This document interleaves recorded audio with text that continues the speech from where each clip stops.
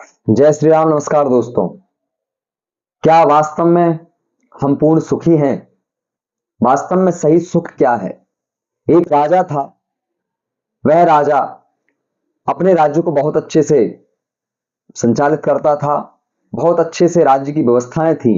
सारी प्रजा भी, उसके जो राज दरबार में सभी जो लोग थे, वे उस राजा का बहुत आदर सम्मान करते थे। वह राजा भी बड़ा खुशी था और अपने राज्य को बहुत अच्छे से चलाता था। लेकिन उस राजा को एक बड़ी चिंता थी।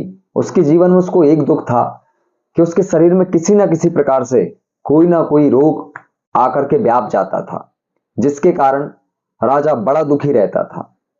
वह जब भी कुछ अच्छा करने का सोचता, उसकी सकारात्मकता वहां नष्ट हो जाती और वह उस बीमारी से ग्रस्त होकर के कुछ समय के लिए फिर पुनः दुख के झोल में पड़ जाता। दोस्तों, अब तो वह राजा धीरे धीरे जैसे जैसे समय व्यतीत होता तो उसका शरीर जो है और बीमारी से ग्रस्त होता गया। अब तो जो है सारे राज्य आदि में आसपास खबर फैला दी गई कि जो भी राजा को पूर्ण तरीके से स्वस्थ कर देगा, उसको बहुत सारी स्वर्ण की मुद्राएं दी जाएंगी। तो सारे जगह जगह यहां पर यह सूचना दे दी गई। सूचना पहुंची धीरे धीरे, तो वहां एक वृद्ध व्यक्ति था। उस वृद्ध व्यक्ति के पास में यह सूचना पहुंची। सूचना सुनकर के वह जो वृद्ध व्यक्ति है, वह भी वहां उस राज दरबार में उपस्थित होता है और वहां करके कहता है कि मैं राजा को पूर्ण स्वस्थ करूंगा। राजा को क्या समस्या है? तो राजा का राज दरबार वहां लगता है और वहां राजा आकर के विराजमान होते हैं। उस दरबार में वहां वह वृद्ध व्यक्ति राजा को देखता है और राजा उस वृद्ध को देखता है जो कि दीन दुखी सा नजर आता है। लेकिन राजा ने कहा कि भाई बाबा जी, क्या आप मुझे वास्तव में रोग से मुक्त करेंगे, बीमारी से मुक्त करेंगे? तो वृद्ध ने कहा कि अवश्य राजन, मैं आपको विश्वास दिलाता हूं, मैं आपको स्वस्थ करूंगा। तो राजा ने कहा कि बताइए मुझे क्या करना है। तो राजा ने कहा, तो वृद्ध व्यक्ति ने कहा कि राजन, आप केवल एक काम कर लीजिए। जो भी किसी भी प्रकार से पूर्ण सुखी जो मनुष्य है, उस मनुष्य के वस्त्र आप धारण कर लीजिए। जैसे ही आप उसके वस्त्र कुछ समय के लिए पहन लेंगे, तुरंत आपकी बीमारी दूर हो जाएगी। तो सभी लोग जो वहां पर थे वे सभी हंसने लगे कि भाई ऐसे भी क्या होता है। तो वृद्ध ने कहा कि अवश्य राजा, आपने इतनी सारी उपाय आपने आपकी बीमारी के लिए कर लिए, वैद्य हकीम आदि को आपने सभी को दिखा लिया, परंतु आपको आराम नहीं मिला, तो मेरा ये छोटा सा उपाय आप करके देख लीजिए। तो राजा ने कहा ठीक है भाई।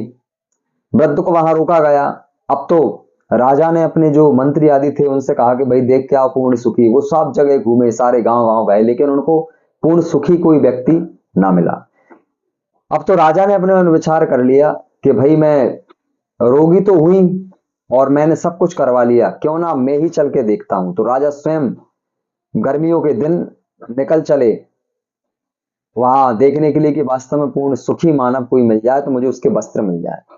जा रहे थे, भरी दोपहर हो गई और राजा पसीना पसीना गर्मी के कारण, तो राजा को एक पेड़ दिखा। वहां पेड़ के नीचे राजा ने कुछ देर बैठने का सोचा। जब राजा वहां बैठे तो उन्होंने सामने एक मजदूर को देखा जो वास्तव में मजदूरी का काम कर रहा था। पसीने से तरतर हो रहा था, पूरा गीला था और उसके शरीर पर कोई वस्त्र नहीं, केवल एक धोती पहने हुआ था। तो राजा के मन में बैठे हुए विचार आया, तो उन्होंने उस मजदूर से पूछा कि भाई, क्या तुम अपने जीवन में पूर्ण सुखी हो?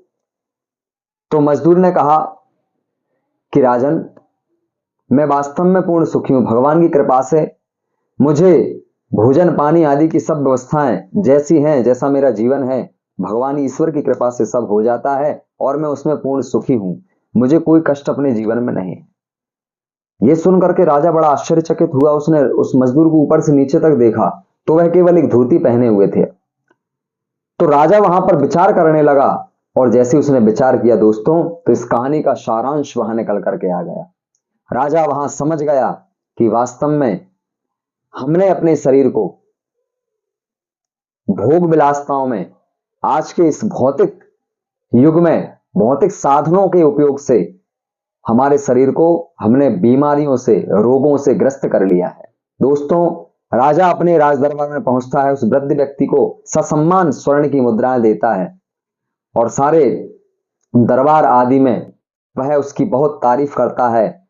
और राजा वहां समझ करके सभी को भी यही उपदेश देता है कि वास्तव में हम सब ने भी जो है अपना शरीर इन भौतिक सुख सुविधाओं में इस युग में वास्तव में अपने शरीर को रोगग्रस्त कर लिया है। पहले किसी भी प्रकार से इस प्रकार का जीवन नहीं था, लेकिन आज के युग में सब्जी है, खाना है, पीना है, किसी भी प्रकार से हम जहां देखते हैं वहां प्रदूषण की समस्या, जहां देखते हैं वहां गंदगी की समस्या, जहां देखते हैं वहां ये सब चीज नहीं है। परंतु सबसे बड़ी जो अहम बात है वो यही है कि हमने अपने शरीर को परिश्रम से हीन कर दिया। हम केवल भौतिक साधनों में, आज कहीं जाना है, चाहे वह हमें थोड़ी दूर जाना है तो वाहन के माध्यम से हम जाते हैं, गाड़ी आदि मोटर कार से हम बाजार जाते हैं। सभी प्रकार के भौतिक साधनों के कारण हमने आज अपने शरीर को रोगी बना लिया है दोस्तों। और यही एक मूल कारण है कि वास्तव में हम लोग बीमारी से ग्रस्त हैं और हम सुखी नहीं हैं। क्योंकि प्रथम सुख निरोगी काया, पहला सुख जीवन में मानव के यही होता है कि उसका शरीर निरोग रहे। यदि वो निरोग रहेगा तो वास्तव में उसका जीवन बहुत सुखदमय रहेगा, वो सब कुछ कर सकता है। लेकिन जब तक शरीर में रोग है, बीमारी से ग्रस्त है, तो वो कुछ नहीं कर सकता। इसलिए यदि वास्तव में आप सुखी होना चाहते हो, निरोग होना चाहते हो, तो अपने शरीर से परिश्रम कीजिए, ये बहुत आवश्यक है, परम आवश्यक है। योग अभ्यास आदि कीजिए, तब कहीं जाकर के हम पूर्ण सुखी और निरोगी हो पाएंगे। इस कहानी से दोस्तों हमें यही शिक्षा मिलती है। कामना करते हैं दोस्तों आपको वीडियो पसंद आई हो, तो आप सभी से निवेदन, आप लाइक अवश्य करें, चैनल को सब्सक्राइब कर लें। बहुत अच्छी बातें, बहुत अच्छी कहानियां, मोटिवेशनल, इंस्पिरेशनल, अध्यात्म से जुड़ी हुई ग्रंथों के माध्यम से आप सभी को हमारे इस चैनल के माध्यम से, वीडियोस के माध्यम से हम दर्शाएंगे। दोस्तों आप सभी से निवेदन, अवश्य सपोर्ट कीजिए। आप सभी ने वीडियो को देखा, आप सभी का बहुत बहुत धन्यवाद। आप सभी स्वस्थ रहें, मस्त रहें। जय श्री राम, नमस्कार।